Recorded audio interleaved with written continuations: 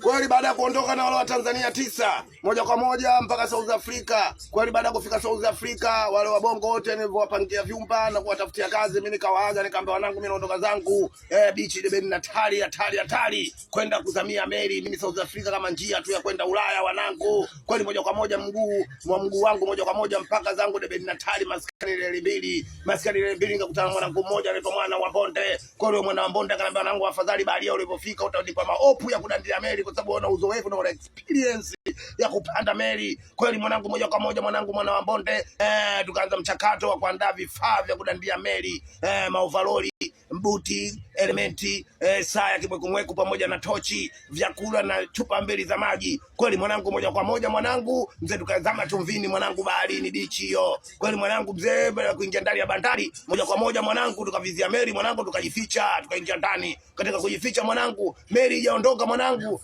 kuna 1 hour stay away searching, yani lisaa moja la kutafuta watu walozamia meli. Huo ndio utaratibu, meli kabla haijaondoka lazima ingie walinzi ma security kwenda kusearch watu walozamia.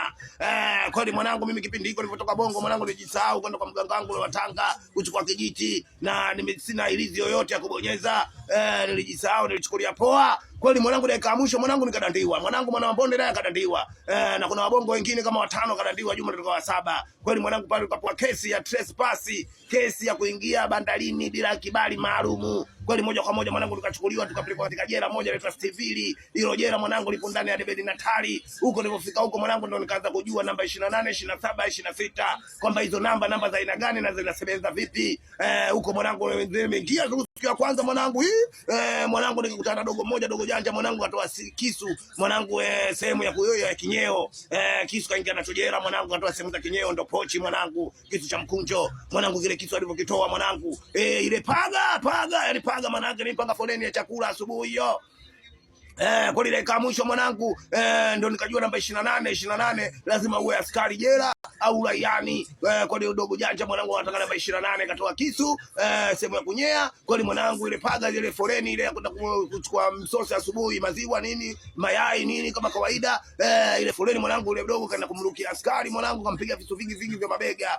Kwa ile askari mwanangu, ile kama mwisho mzee kafa pale dogo, kapigwa lungu nyingi sana mpaka miguu yote imevunjika. Mimi nikauliza washikaji, bekuaje mwamba kaingia na kisu, afu kisu kaingia kakitoa katika makalio, inakuwa vipi? Akamwambia bwana, wewe namba 28, sababu 28 hiyo 28 mchanuo, kuna 28 aina mbili ya kubana, hapa hii, afu 28 mchanuo hapa hii. Hapa papuazi, unapaona hapa papuazi. Huyu hapa, huyu shoga huyu. Hapa hii ya kubana, hapa hii sio shoga 28. Kwa hiyo sasa pale kumbe 28 ya kuchanua. Shoga mwanangu kaingia na kisu sehemu ya kunyea. Kwa hiyo dakika mwisho mwanangu baada ya kumuua yule pale ndo machizo ananipanga, ananiambia mwanetu huyo hapo huyo. Au bwana 28 shoga huyo. Na uweze kupata namba 28 lazima uwe askari ulaiani au jela. Kwa hiyo rahisi kupata namba 28 jela. Ukiingia na kisu jela, unamvizia askari magereza, unamuua, unapata namba 28. Na ukiwa una namba, wale wengine wadogo wote wanakufagilia wewe, ndio kwa mabosi bange unga nini mazagazaga yote, wakiingia na ojera lazima ifike kwako wewe, unaenda kama bosi huko jela. Nikaona mwanangu maisha kaburu mwanangu, sio poa. Yani mtu atafuta namba kwa kuua mtu mwanangu. Wewe asikilizia pati nao kuja 29 mwanangu, jela ilikuwa vipi mwanangu, na nilitoka vipi? Balozi wa mabaharia hapa